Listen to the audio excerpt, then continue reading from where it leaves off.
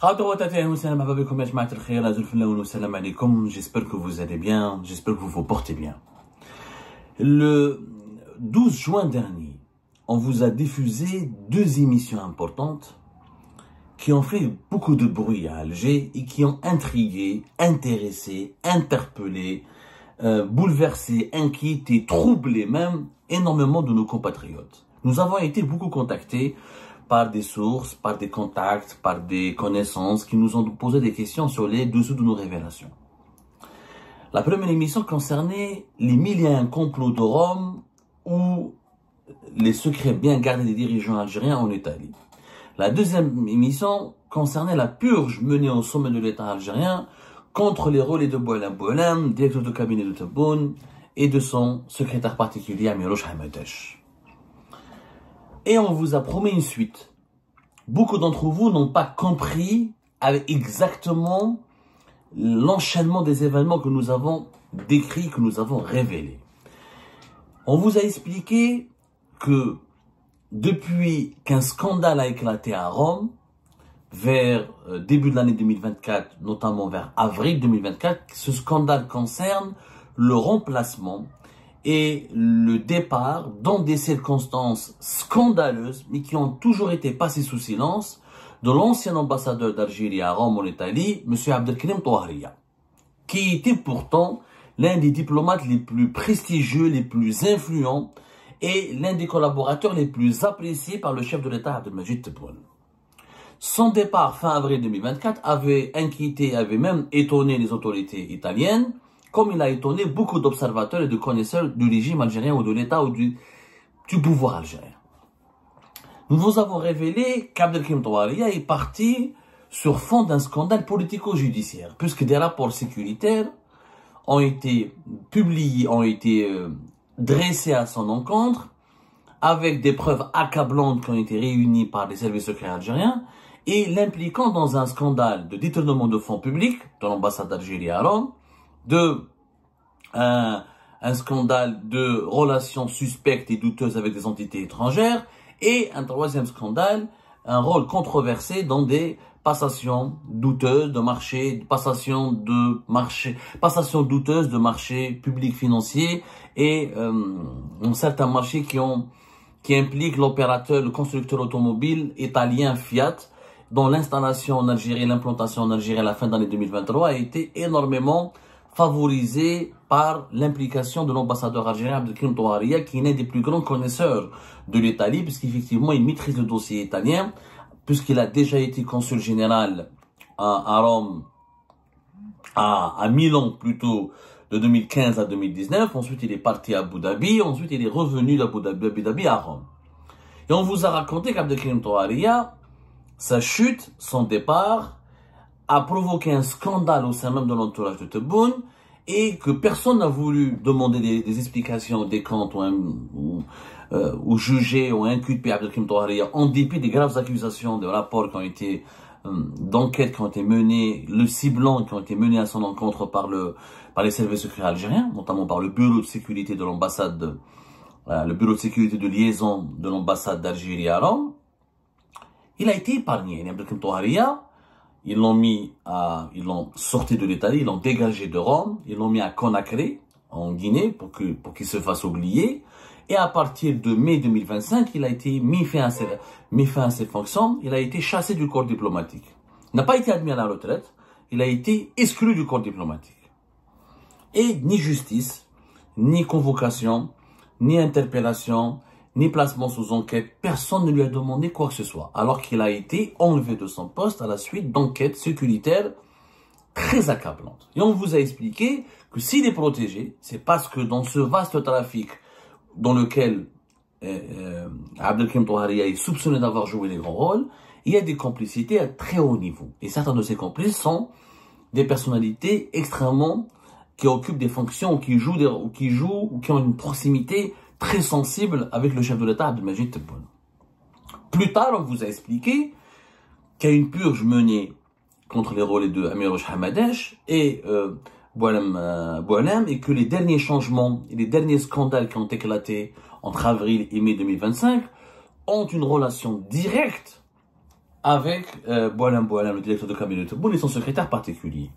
Justement, entre les deux émissions, il y a un maillon qui manquait, il y avait une histoire qui manquait, que je vais vous raconter aujourd'hui, qui vous expliquera pourquoi la purge menée contre les relais de Boualem Boualem de la Miloš Hamadej est liée à cette affaire de Rome d'Abdelkrim Touaria que le régime algérien ou que le pouvoir algérien a enterré, a vraiment dissimulé, a étouffé, afin de ne pas provoquer sur la place publique un scandale au retentissement démesuré. Parce que l'affaire de Kim Touaria, elle a une dimension politique, diplomatique et géopolitique, affairiste. J'ai parlé avec des proches de Abdelkrim Touaria, qui bien sûr ont défendu leur ami, qui disent que Abdelkrim Touaria est innocent, qu'il a fait l'objet d'une cabale sécuritaire, que les rapports de sécurité du bureau de sécurité de liaison de l'ambassade d'Algérie à Rome ont été préfabriqués, ont été trafiqués. Moi, je suis pas là pour juger Abdelkrim Touaria. Moi, je suis là pour apporter des faits.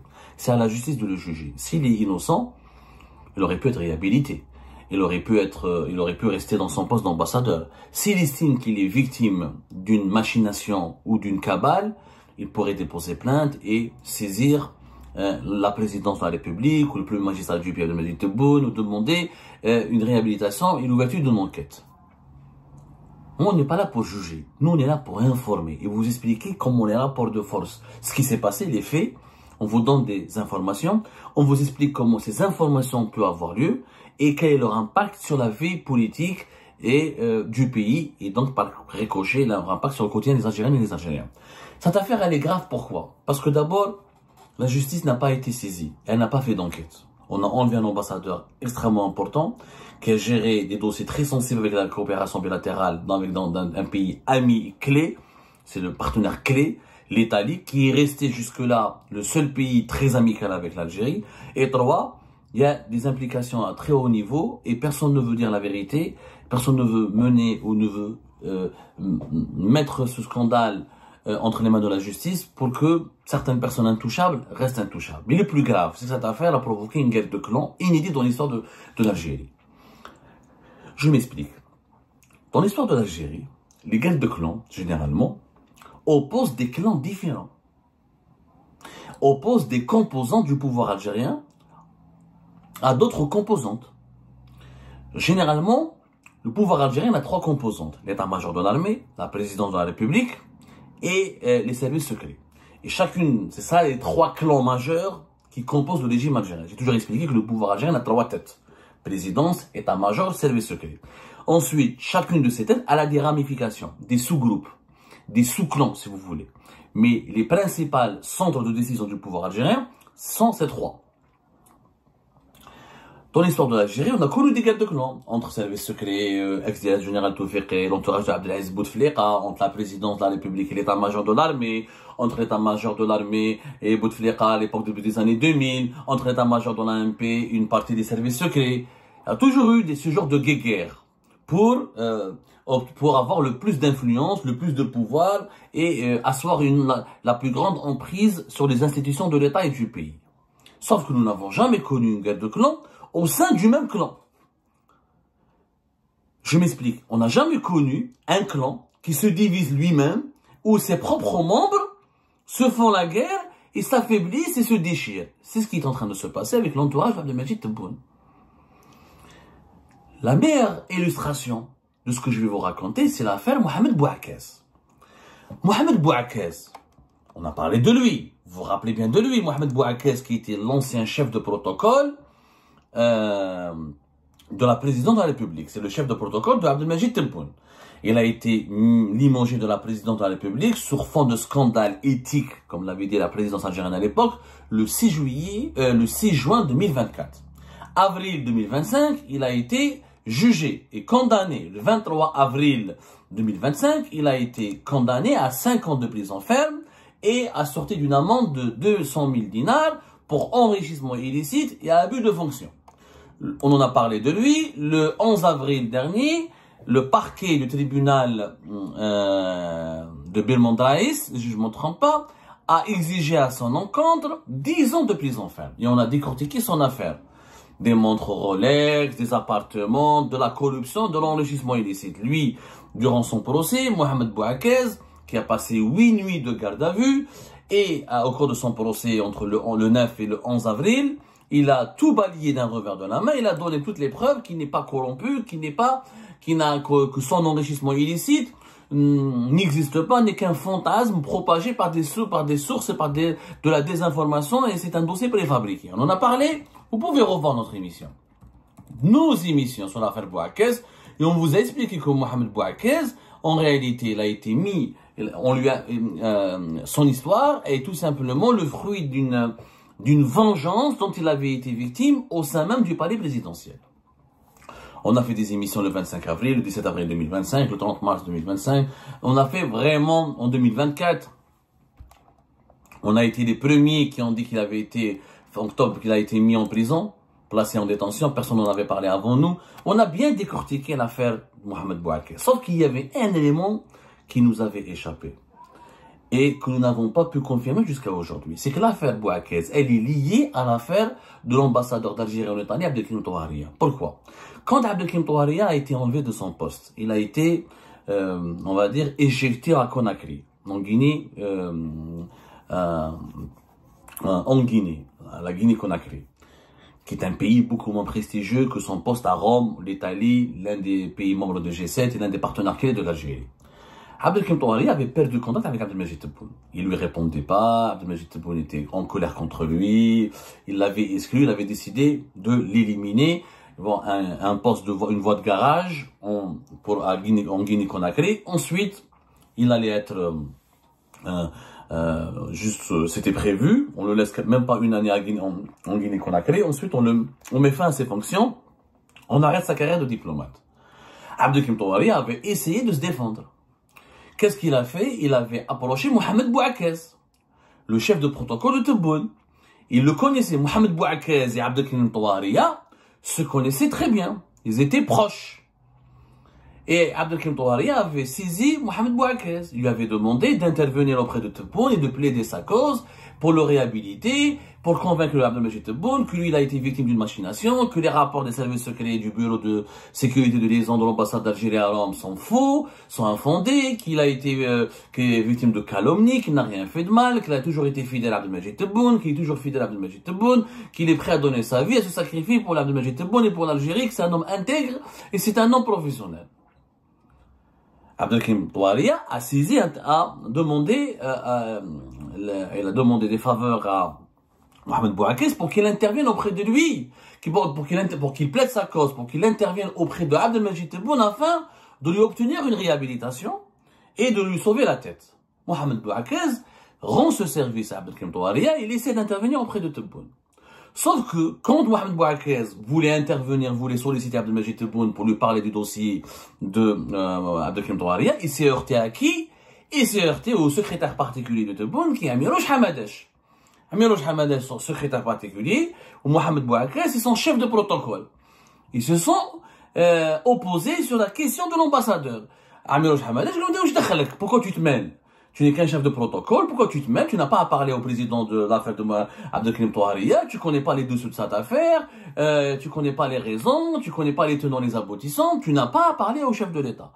Mohamed Bouaké s'est défendu. Tu es qu'un secrétaire particulier. Tu n'as pas le droit de m'interdire d'évoquer un sujet bien précis ou d'alerter le chef de l'État ou mon président sur un sujet bien précis. Et c'est là où le conflit entre Mohamed Bouaké et Amirouche Hamadesh a pris une dimension importante. Et là, à ce moment-là, quand Amirouche Hamadesh a compris que Mohamed Bouaké voulait à tout prix aider Abdelkrim Touharia, et que Abdelkrim Touharia n'était visiblement pas du tout apprécié ni aimé par Amirouche Hamadesh, Amirouche Hamadesh a bloqué les interventions de Mohamed Bouaké. Il va aller même jusqu'à lancer une opération très musclée, avec les services de sécurité qui étaient ses relais. On vous a expliqué que Amirouche Hamadesh était très influent auprès de la DGSI, qu'il était très influent auprès de tous les services de sécurité. Il faut savoir que les services de sécurité, services secrets notamment, ont une relation très particulière avec Amirouche Hamadesh. Je vous ai déjà expliqué cela. Le secrétaire particulier, dans les pays comme l'Algérie, les secrétaires particuliers, c'est des postes stratégiques très sensibles. Pourquoi? Rappelez-vous de Gharmet Bounouira, qui était le secrétaire particulier de Gaye Salah. Gharmet Bounouira était plus influent que tous les généraux de l'état-major de l'armée. Pourquoi? Parce qu'il avait l'oreille et la confiance du chef, Ahmed Gaye Salah, Allah yarhamou. Gharmet Bounouira, ses interventions étaient beaucoup plus efficaces, beaucoup plus redoutables, et beaucoup plus productive et beaucoup plus impactante que toutes les sollicitations dont faisaient l'objet les autres généraux algériens. Aucun général, aucun collaborateur d'Ahmed Gaye Salah, Allah yarhamou, paix à son âme, n'avait d'une influence sur lui comme son secrétaire particulier, Gharmet Bounouira. Et pourtant, Gharmet Bounouira, qui je vois, mais il n'est ni instruit, ni extrêmement intelligent. Il est intelligent, il a l'intelligence de la rue. C'est pas une lumière. Mais comme il avait la confiance de Gaye Salah, il avait son oreille. Donc, comme Gaye Salah lui faisait confiance, et pourquoi on fait confiance à son secrétaire particulier? Parce que le secrétaire particulier, il veille sur tout. Il veille sur l'état de santé. C'est lui qui ramène les médicaments de son chef. C'est lui qui lui ramène sa nourriture. C'est lui qui organise son agenda. C'est lui qui fait la liaison et le pont entre lui et sa famille. Il joue un rôle privé comme il joue un rôle dans la vie professionnelle du dirigeant. Donc, comme Gharmet Bounouira, il avait la confiance et la confiance pratiquement absolue de son chef Ahmed Gaye Salah, Amirouche Hamadache, il a la confiance quasi absolue de Abdelmajid Tebboune. Et c'est là où Amirouche Hamadache a remonté Abdelmajid Tebboune contre son chef de protocole, en lui disant voilà, monsieur le président, le chef de protocole, il fait les affaires, il reçoit les montres Rolex, et tout ça a commencé par l'affaire de l'ambassadeur d'Algérie à Rome. Amirouche Hamadache était du côté des services secrets algériens qui ont rédigé des enquêtes et qui ont trouvé des éléments, visiblement, selon les sources sécuritaires à qui nous avons posé des questions, ce sont des éléments très précis, très factuels, même des preuves concrètes qui accablent M. Abdelkrim Touharia. Donc, la preuve, Nasser Djen ou même Mahanad Jebbar, le chef de la DDSE, la Direction de la Documentation de la Sécurité Extérieure, de 2022 à 2024. C'est l'ami personnel de Amirouche Hamadache. Amirouche Hamadache, il est même pratiquement le promoteur, celui qui a promu Mahanad Jebbar à la tête des services secrets algériens. C'est lui qui a convaincu Abdelmajid Tebboune de réhabiliter Mahanad Jebbar et de lui confier la direction de la documentation de la sécurité extérieure en septembre 2022. C'est lui, c'est Amirouche Hamadache. Vous imaginez l'influence que ce monsieur il a? C'est que c'est lui qui a pu convaincre Abdelmajid Tebboune. Donc, Mahanad Jebbar, logiquement, il doit son retour à qui? À Amirouche Hamadache. Donc, ils sont très amis. Donc, ce que les recommandations ou les conseils ou les suggestions que vont lui faire, que Amirouche Hamadache ferait à, comment ça s'appelle, que Amirouche Hamadache ferait à Mahanad Jebbar les prenait pour, pas des instructions, mais comme des précieux conseils qu'il faut absolument appliquer. Donc, Bouakez est tombé et chuté à la suite de son affrontement avec Amirouche Hamadache. Et c'était la première fois que nous avons, dans l'histoire de l'Algérie, une division au sein même du clan. Parce qu'Amirouche, comme Mohamed Bouakez, ce sont les partisans et les acolytes et les alliés et les collaborateurs et les fidèles loyaux personnes qui Amirouche, qui Bouakez, sont très loyaux à l'égard de Tebboune. L'affaire Bouakez marque le départ. C'est pour ça que je vous disais, ça fait 1 an ou 9 mois, entre 9 mois et 12 mois, l'entourage de Tebboune est miné par des divisions profondes. Ça a commencé par l'affaire de l'ambassadeur d'Algérie en Italie, et ça s'est poursuivi avec Mohamed Bouakez. Mohamed Bouakez a été éliminé, écarté et emprisonné. Maintenant, ces divisions persistaient. Puisque Amirouche Hamadache et Boulam sont alliés, s'entendent. De l'autre côté, les Kamel Sidi Saïd, les Abdelhafid Belqaïm et d'autres conseillers de Tebboune sont dans un autre clan. Qui est lequel? Vous allez me dire. Qui est lequel? Au sein de l'entourage de Tebboune, il y a 2 pôles d'influence. Il y a 2 pôles que Abdelmajid Tebboune écoute religieusement, il leur accorde sa confiance et il les écoute. Il y a la famille Tebboune, et il y a son secrétaire particulier, son directeur de cabinet. La famille Tebboune, c'est le fils Mohamed Tebboune, qui est le conseiller le plus proche, qui est le véritable conseiller de son père.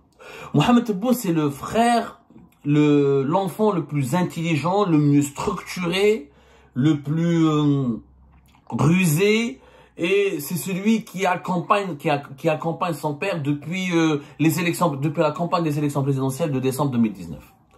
Et Mohamed Tebboune, c'est le fils qui a l'oreille directe de Abdelmajid Tebboune. Il a vraiment son oreille.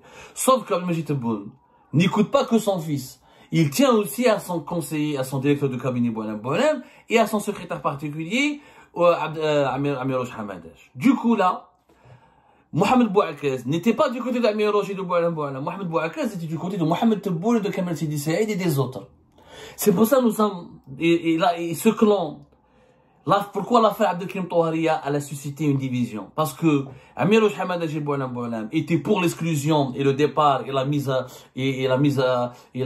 la fin de fonction d'Abdelkrim Touhariya. Les autres membres de l'entourage de Tebboune, notamment son entourage familial, n'étaient pas pour. Ils étaient au contraire pour sa réhabilitation.